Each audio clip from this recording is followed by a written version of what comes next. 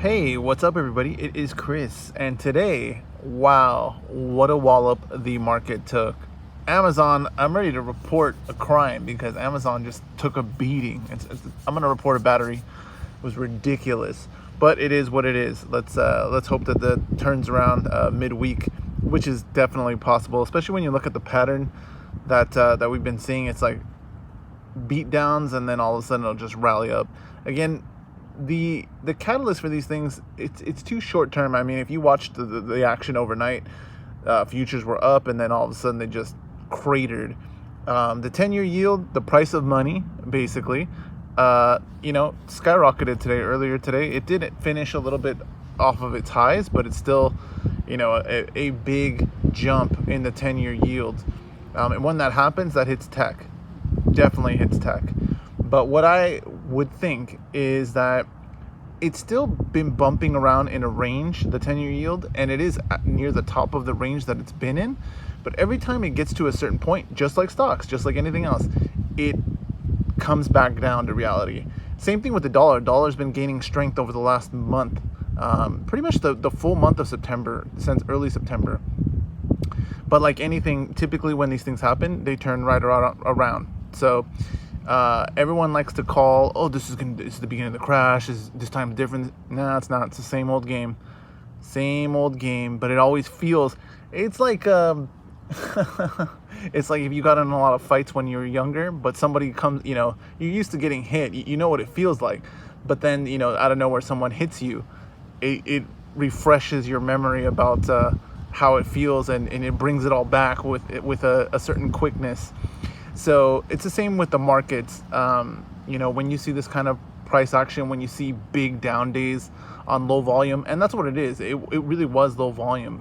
There were certain spikes in there, but institutions, I think, are just letting people, react to the news, waiting for the cue to go ahead and buy back in.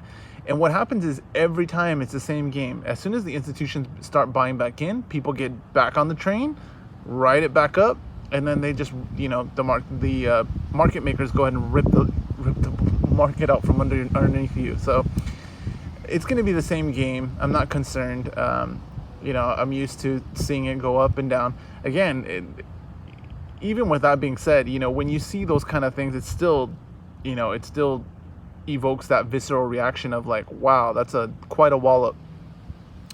But the other thing too is, like, when you look across the asset classes, I mean, metals are getting hit, crypto's getting hit, markets getting hit, and you can take that two ways. You can take that as, oh my gosh, this is the beginning, this is different. If you look at the beginning of the pandemic, it was an everything sell-off, right? So metals went down at first. Same thing with the market, same thing with crypto. But then they all rallied back in as soon as the Fed stuck its hand in the cookie jar and issued endless cheap money. So it's not like they've turned that spigot off. It's more what's happening is all the markets are concerned that the spigot will get turned off at some point. And so because of that, he likes gold. I'm going to let him get his fix. He likes getting his hands on gold, or his feet on gold. Yeah, when the spigot's going to get turned off, that's a question for anybody. I don't know what the answer to that is. Again, my take on it is same thing that happened after the Great Recession. It's not going to happen. They talk, and something else comes along where it's now we've got a new excuse why we need to keep this going.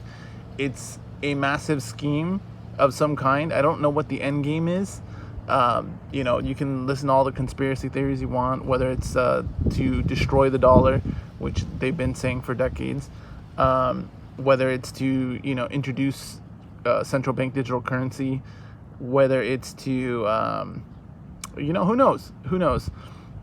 But something interesting that I was thinking about earlier is that I was listening to something by Lynn Alden on one of these channels, where she was getting interviewed, and something that she mentioned was pretty interesting that I really didn't think about, which was that in times of uncertainty, you would think metals would be the safe haven, right? You would think that there should be some type of inverse correlation between metals and like stocks and crypto and things like that. or at least even parity between metals and cryptos, for some type of security outside the stock market. But you don't see that. Well, why is that?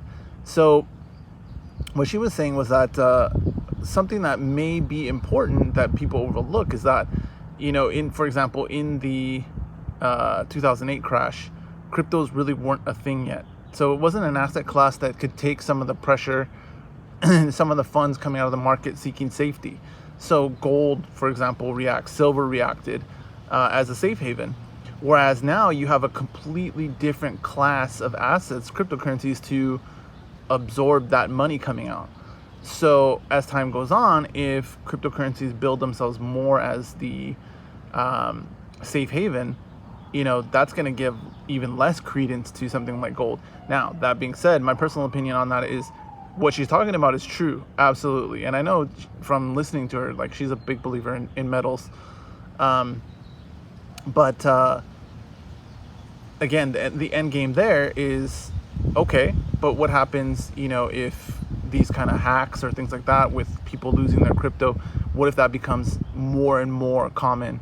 Or what if there's one big attack where just, people lose a massive amount? That's going to completely undermine that as a risk off asset, or at least not market correlated. So we'll see. It's hard to say, and like that's the real thing, is no one has the crystal ball. As much as you can watch Kramer. It's funny because Kramer, like anything, you watch something, you take in some of the information and you take some other stuff with a grain of salt. Kramer, I would say, if you came up with a hedge fund and your only thing was to short everything that Kramer says to buy, you'd probably make quite a bit of money and probably have healthy returns on a regular basis. I wonder myself if he has his people manage his blind trust. I think it's a blind trust. The way that he calls the investment markets, because yeah. But the one thing I will say about him that I think, currently he's right is, in times like this where you see that kind of volatility, leave it alone. Even if you're like, oh, I want to change, you should always do what you feel is best. So if you feel like, changing to a different asset class is the way to go, then do it. But if you can stomach it, it's usually almost always better to just leave things the way they are. If you have, like, let's say a managed portfolio or things like that, or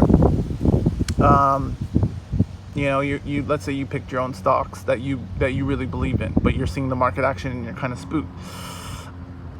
Yes and no. If you're going to change, try and change towards the high. Try to, when times are good, that's the time that you want to reassess. You don't want to be in the position to reassess it in times like this where, you wake up and the market's blood red across all assets, not just stocks.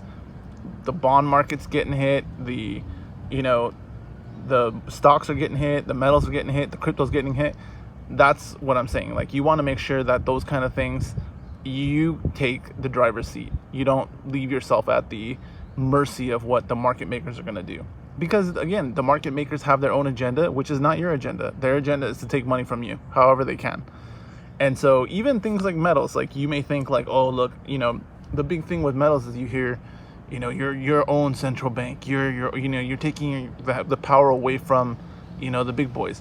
That's true. That's true, because you really can operate outside the system with this kind of thing, which is great. I mean, you don't get that kind of flexibility even with crypto, because a crypto, let's say, for example, I trade something here for a tangible asset, just like I was talking to Silver Stacks Prepper traded for his camper. I could do that completely off the record, except I obviously have to register the camper, etc., etc. But I mean, as far as the monetary transaction, completely off the record, I could do it with this. Crypto, even though it's technically not like, there's a lot there. Could be tax implications or different things, but it's recorded somewhere. With this, you really are off the grid, so you do have a lot of power. Now, the only thing there is what value you're going to receive for what you have. That part is not in your control. So there's a yes and no on that. And so when you hear that, be your own central bank, I believe it. You're storing wealth outside the system. And this is really, when you think about it, the only way to really do that and not have, the paper trail that you would elsewhere, even with crypto. And that's one of the big things about crypto, right? You're outside the system. Well, yes and no. And even with that, it comes with its own specific risks. So there's a lot there. I'm hoping the rest of the week is green. I hope they end the Kabuki theater with the infrastructure deal and whatever else they decide to pass or don't pass. And I hope we all know they're going to raise the debt ceiling. They always do. They're both parties. It doesn't matter. They all love creating more debt. It doesn't matter what your political affiliation is and what they say. They all love creating more debt because it just serves their interests. Not your interests, their interests. Anyway, that's it for today, and I will see you tomorrow, hopefully with a big green day behind us.